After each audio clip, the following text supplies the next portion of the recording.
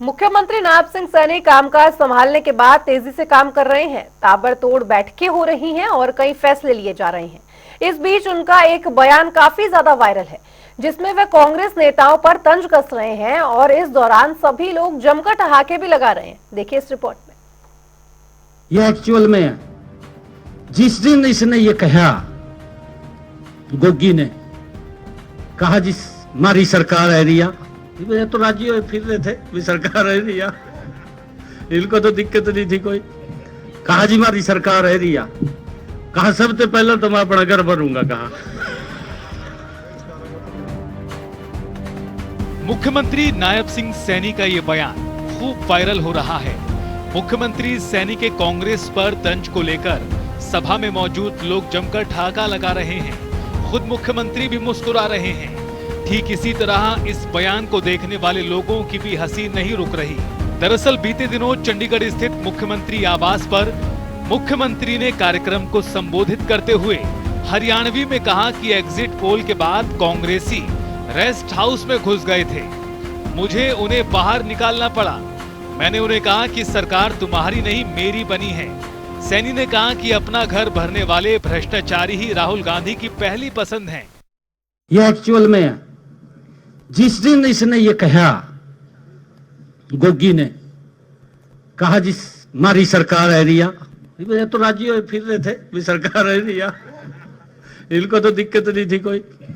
कहा जी हमारी सरकार है रिया, कहा सबसे पहले तो मैं अपना घर भरूंगा। कहा फिर कहा मेरे जो रिश्तेदार मेरी हेल्प मैंने उनका भरूंगा।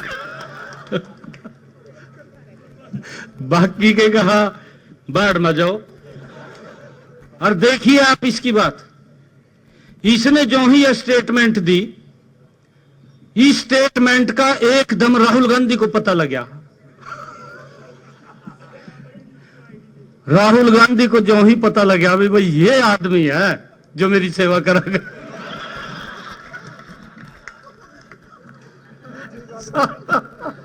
यो मजबूत आदमी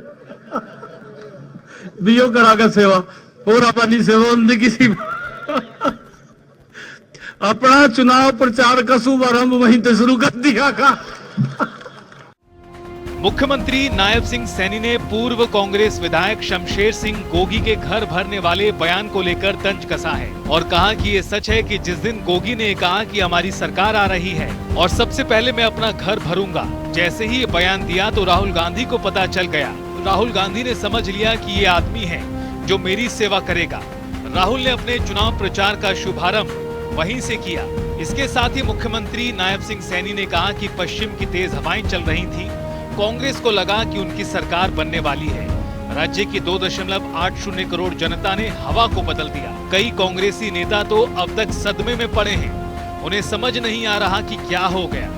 बहरहाल इन सबके बीच मुख्यमंत्री सैनी 17 अक्टूबर को सीएम पद की शपथ लेने के साथ ही जनहित में कई फैसले भी कर चुके हैं।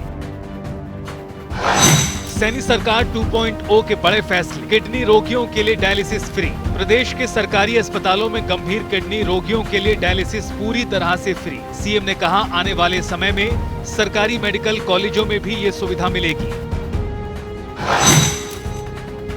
एससी आरक्षण में वर्गीकरण का फैसला लागू। सरकार बनाने के बाद पहली कैबिनेट मीटिंग में एससी आरक्षण में वर्गीकरण लागू किया।